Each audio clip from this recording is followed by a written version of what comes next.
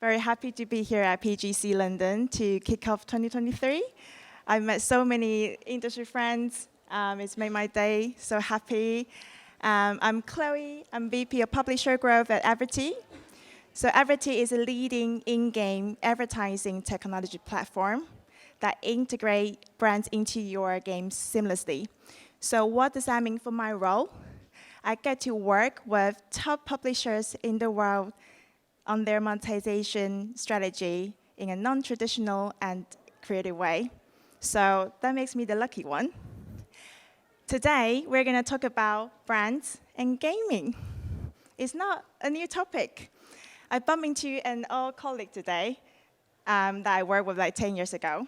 And she actually told me, oh my God, been 10 years, we're still talking about brands and gaming. It's crazy, right?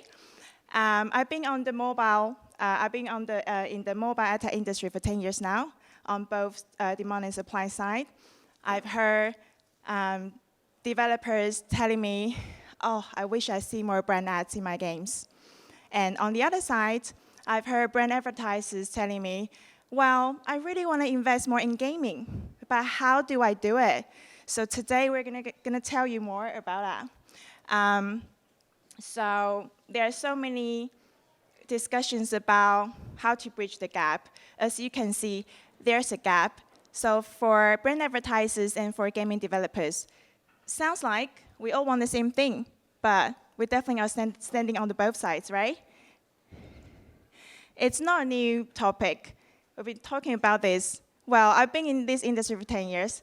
I've heard about it for 10 years, but it's there. People talk about it more than 10 years.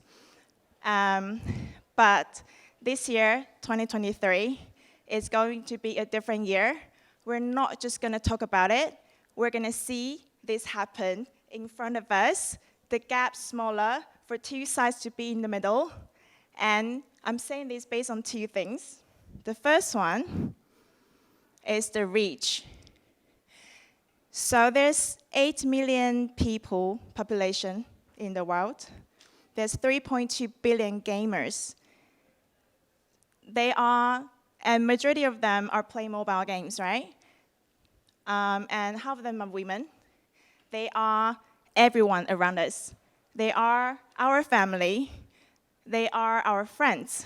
So gamer, for brand advertisers, isn't really a dirty word anymore. And as a media channel, gaming is way larger than film, TV, and music combined. So the reach is there. They are so ready to spend. But through what kind of format? Okay, I actually skipped one slide. So anyway, it's predicted by the end of this year, you're going to see brand contributes 10% of your in-game advertising revenue, and that's very exciting through the format. It's called in-play. So brands are not the biggest spender in rewarded video ads, interstitials, or those like banners at the bottom of your screen. They just are not. They want to buy some brand awareness ads in a more contextual way. And in-play is the answer. And I'll show you how it works.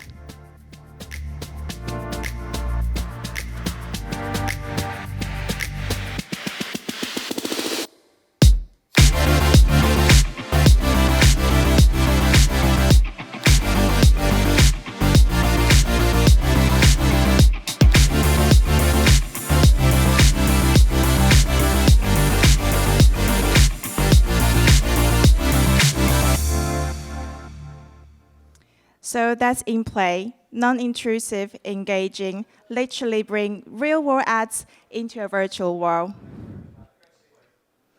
And we are working with many top international brands, and here are just a few names of it.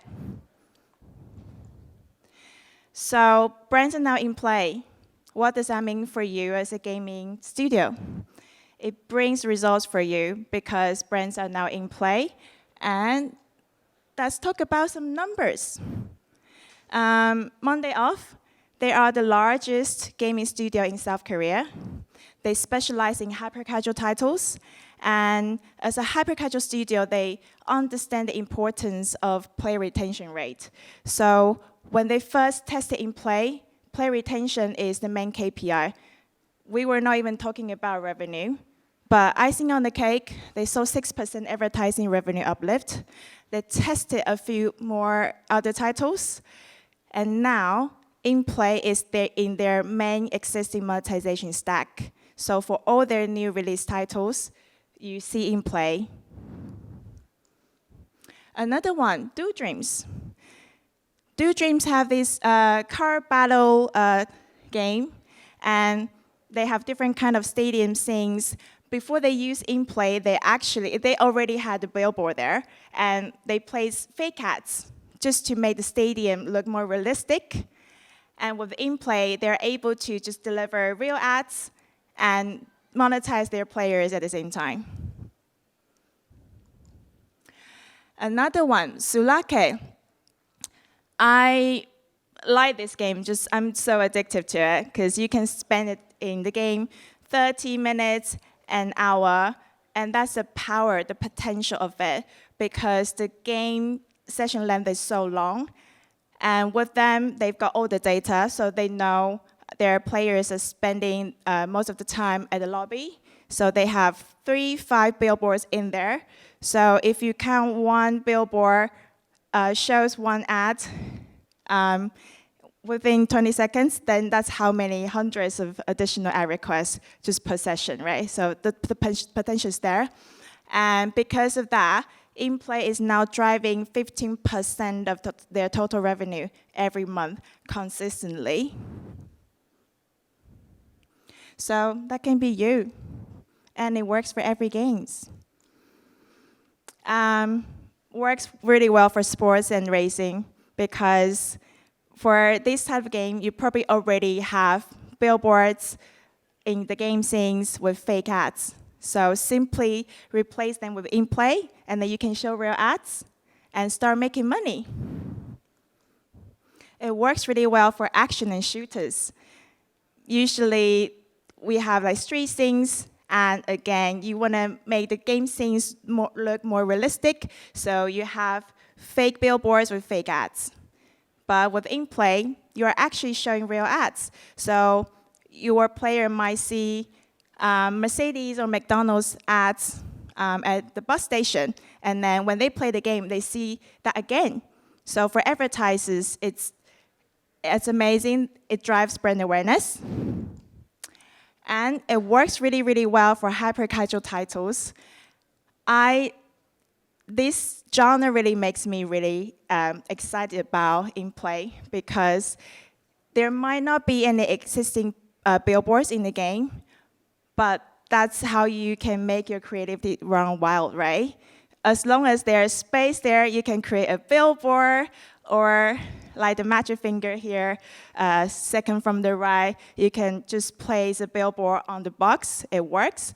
For runners type of hyper-casual title, it works really well when a player just runs, and then you can place 5 to 10 billboards on both sides, and that's how many ad requests, 5 to 10 per level. And works really well for simulation and social. The reason for this one is because players stay in their titles like for a long time, 10, 20, 30 minutes, an hour, and you are able to show them 10, 20, 50, 100 billboards in one game. So the potential is there. And we have two, we serve both static and video ads. And so the placement itself is universal. And if you have your video enabled, we will just show the ad that bids higher. But it's up to you. You have the full control. You can decide if you only want to show static or you want to show both, or it depends on the scenes as well. And here, this slide, I would like to talk about the potential. So on average, a player spends 4.3 minutes in one session. And if you show them one rewarded video ad, that's 30 seconds taken away from players playing your game. If you show two, that's 60 seconds. So it's very critical to find the right balance. So you want to make money from the players because you offer them this game, free service, and you need to make money.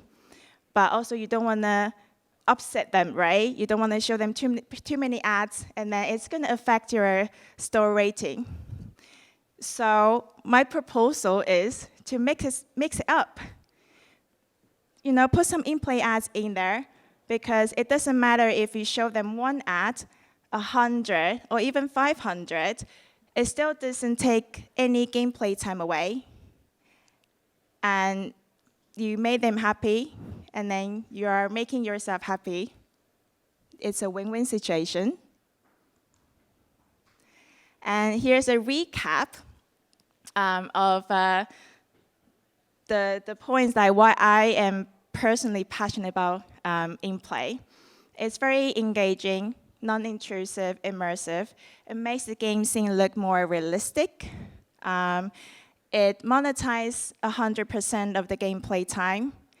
So you don't really have to sacrifice your monetization strategy. And you also make your players happy. And because you create this amazing game, you want your players to play your game, not just spend their time watching ads. And it's very, very scalable. We have demand globally. And because of the ad request that I mentioned, you can show them way more than rewarded video ads or interstitials. And last one is in-play as a monetization solution can sit on top of your existing monetization stack. You don't need to replace anything. And it can run alongside with it. So that's additional revenue. And we are working with many top studios already. And I would love more of you to join our amazing journey. So that's in-play. Thank you. Any questions?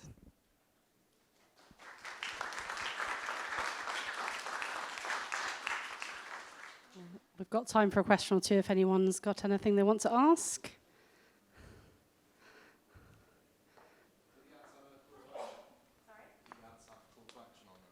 Call to action. Yeah, like do you click on them and take you away from the game? Well, we have that feature. Yeah, but you have the full control to decide if you want it on or off. And also, I would say it depends on which scene that you're going to put in as well. If it's in the menu scene, it makes sense because it doesn't really matter if your users are redirected to another page and then they will come back. But for example, if it's a racing title, you don't really want them to be taken away. Yeah.